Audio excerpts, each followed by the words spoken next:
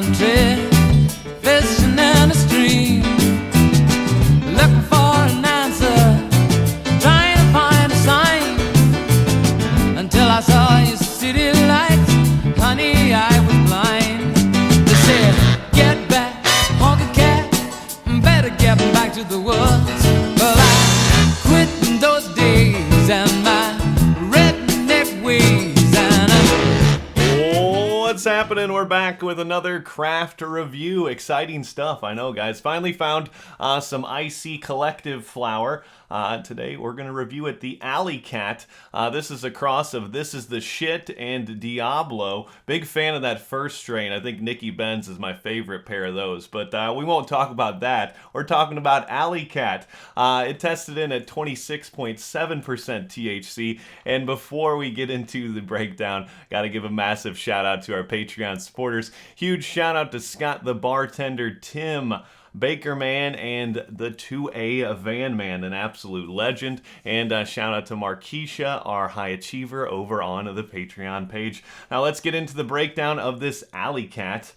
First off, I wanted to say the packaging here, absolutely awesome stuff from Icy Collective. Cool designs on all of their packaging. They have loud colors that pop, like lime green, orange, purple.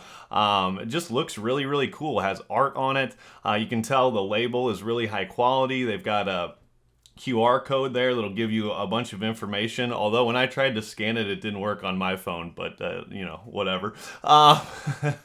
They do give you a little bit of terpene information, kind of like Galaxy Labs does. It just says 3.3% terpenes. They don't give you specific terpene numbers, but I did appreciate the packaging. I wanted to give them a shout out for the cool looking packaging. Like I said, I always appreciate art in my packaging. So let's get into the breakdown of this Alley Cat. The look here was pretty nice overall. It has kind of a glazed look to it. Almost looks like this bud is like covered in syrup, like a light glossy look.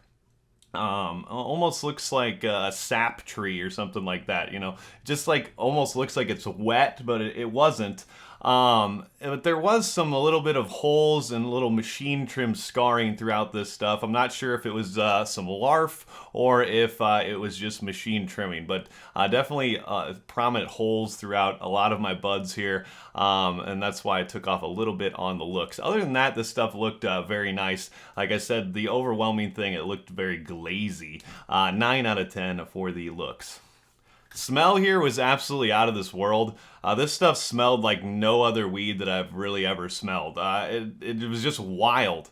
I have really trouble describing it. I just kept smelling it. Like, what does this smell like? I looked at other reviews, and a lot of other people claim it had like a gassy, chemi type of odor with like a mustardy type of thing going on, maybe some thyme as well. It's just very hard for me to nail down what exactly this smells like, but it's a very unique odor, and I think it's more on the savory side of things, but I just really struggled to describe it, so that's what I got for you guys. It did have a decent aroma though, 9 out of 10.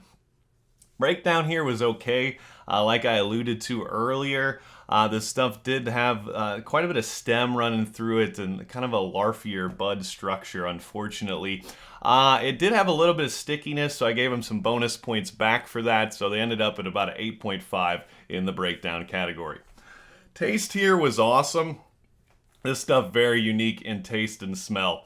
I thought it tasted like cinnamon, and I was like, am I tripping with this? Does it really taste like cinnamon? Like, it really tastes like cinnamon to me, like almost like a cinnamon roll. And I looked at some other reviews, and they echoed that same sentiment. So this stuff, if you're looking for like cinnamon roll type of weed, this one will achieve that. It's a cinnamon-like flavor, very floral and aromatic as well, and there's like a little bit of sweetness there, just very reminiscent of a cinnamon. 8.8 out of 10 for the taste. High here was good. Overall, this one is very, very heady, and I think on the sativa side of things as far as effects go. Very, very laughy, a clear-headed mood boost from this one. Very social, fun type of weed. I think this one would be great to take to a party, take to a concert or something like that. This one builds up rather quickly. and then you sit at that high for a decent amount of time. The high lasts a good amount of time, but there's like no come down from this stuff. It's just like you're high and then you're just not. All of a sudden, it just crashes.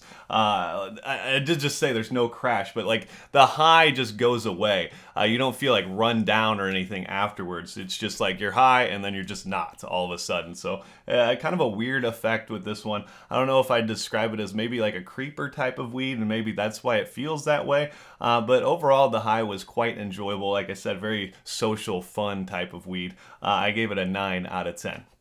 So overall, another great drop from these craft guys. Overall, really unique drop here. Cinnamon flavor with a very wild, hard to describe aroma, and a nice clear-headed sativa type of buzz. Definitely worth checking this one out. I ended up at an 8.8 out of 10 overall score here for the Alley Cat.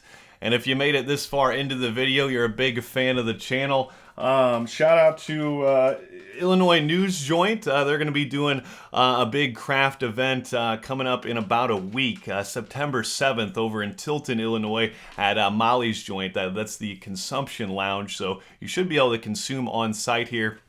They're going to have all the different craft vendors out there for you to enjoy. I'm sure plenty of samples to be had, and plenty of good stuff, free swag, games, giveaways. They've got VIP tickets, and I think regular tickets are free or close to it. So check out Illinois News Joint for all of the info on that. The Illinois Craft Showcase coming up September 7th down in Tilton, Illinois, running basically all day, noon until 7 p.m. Will you see me there?